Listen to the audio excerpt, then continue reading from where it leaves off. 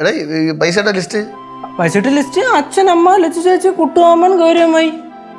ആണോ? അപ്പൊ വല്യച്ഛൻ പൈസ ഇട്ടില്ലേ? വല്യച്ഛൻ ശങ്കരണ്ണ, രമ ഇട്ട്, ജയന്ത ഇട്ട്, പടവലത്തെ മാമി മാമനും ഇട്ട്, പിന്നെ കുഴിപ്പള്ളത്തെ ജനാർദ്ദന ഇട്ട്, പിന്നെ നിറം മുരള ഇട്ട്, സുരേന്ദ്ര ഇട്ട്, പാസ ഇട്ട്, ഇത്രയും പേര് ഇട്ടില്ലേ?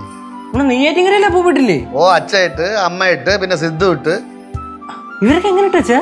ഞാൻ ഇടിച്ച് എല്ലാരും ഞാൻ വിളിച്ച്. എന്താ വിചാരിച്ച്? അപ്പൊ നമുക്കിത് ഓൺലൈൻ വഴി അയക്കാം. നമുക്ക് ഈ CMDRF വഴി അയക്കാം.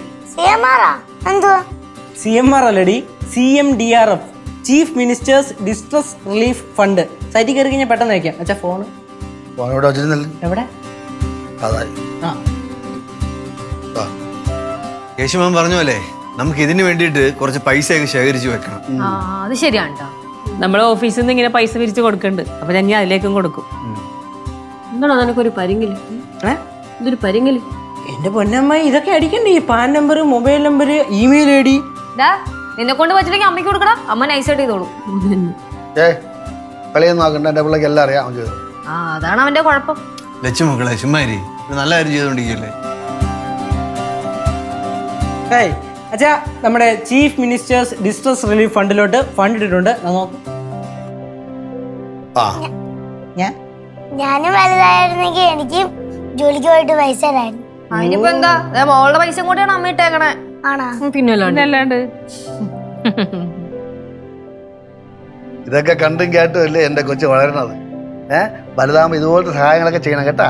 എനിക്ക് എല്ലാരും സഹിക്കും. ഒരു ചക്കനെ കിട്ടി. മക്കളെ വാ, മാമന്റെ മക്കളെ വാ. കേട്ടോ, എനിക്കിപ്പോ ഭയങ്കര സന്തോഷായി. നമുക്ക് മുട്ടായി വാങ്ങിക്കാൻ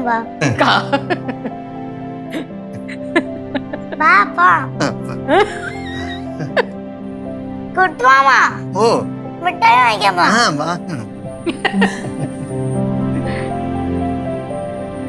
കുട്ടുമാമ. ഓ പോവാം. അച്ഛൻ അടുക്കളയിൽ പോവാ. വെള്ളം കുടി, ചൂട് വെള്ളം കുടിക്കട്ടെ.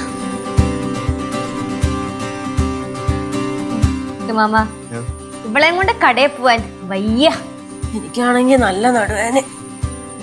മാമ, പാറു ഒരു കാര്യം തീരുമാനിച്ചതാണ്. ഇനിയിപ്പൊ മാമൻ കടയെ കൊണ്ടുപോകാൻ നമുക്ക് തൃപ്തി വരില്ല അല്ലേ? പാറു കൊണ്ടോ?